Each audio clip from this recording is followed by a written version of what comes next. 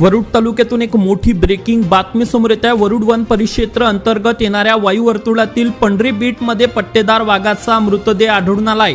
आता सोन्याचे दागिने खरेदी करण्यासाठी तुम्ही देऊ शकता महिन्याप्रमाणे पैसे। मग मंडळी, आता कसली वाट बघत आहात? या आकर्षक योजनेचा लाभ घेण्यासाठी आजच भेट द्या खंडेलवाल ज्वेलर्स, केदार चौक, वरुड।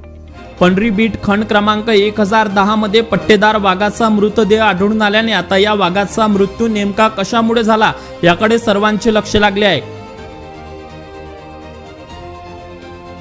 आज दिनांक 3 फेब्रुवारीला अमरावती वन विभाग अंतर्गत येणाऱ्या वरुड वन परिक्षेत्रामध्ये वायुवर्तुळात पंढरी बीट परिसरात पट्टेदार वाघाचा मृतदेह आढळून आल्यानंतर पशुधन अधिकारी वरुड यांना बोलावण्यात आले आणि त्यांनी या वाघाच्या मृतदेहाची तपासणी केल्यानंतर या वाघाचा मृत्यू 15 दिवस आधी झाल्याचा अंदाज असल्याचे सांगितले आहे।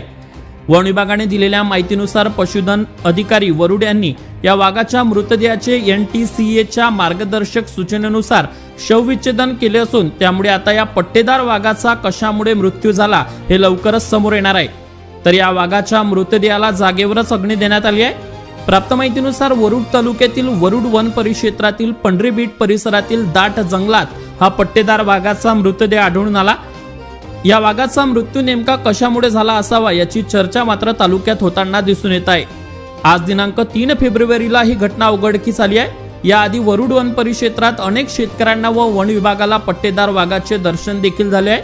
मात्र आज अचानक वाघाचा मृतदेह आढळून आल्याने चर्चा होताना दिसून येत आहे। वरुड वन परिक्षेत्राचा परिसर विशेष म्हणजे महेंद्री राखीव संवर्धन क्षेत्राला लागून असून हा परिसर खूप मोठा आहे आणि या परिसरात अनेक वेळा पट्टेदार वाघाने अनेकांना दर्शन देखील दिले असल्याचं समोर आलं आहे।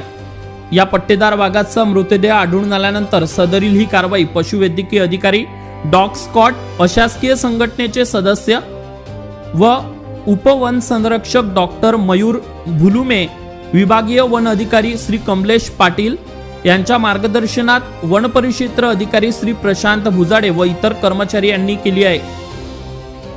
मात्र वरुड तालुक्यात येणाऱ्या वरुड वन परिक्षेत्रातील परिसरात पट्टेदार वाघाचा मृतदेह आढळून आल्याने या वाघाचा मृत्यू नेमका कशामुळे झाला याची उत्सुकता सर्वांना लागली आहे। Avinash Bansod, Amravati today news, Warud.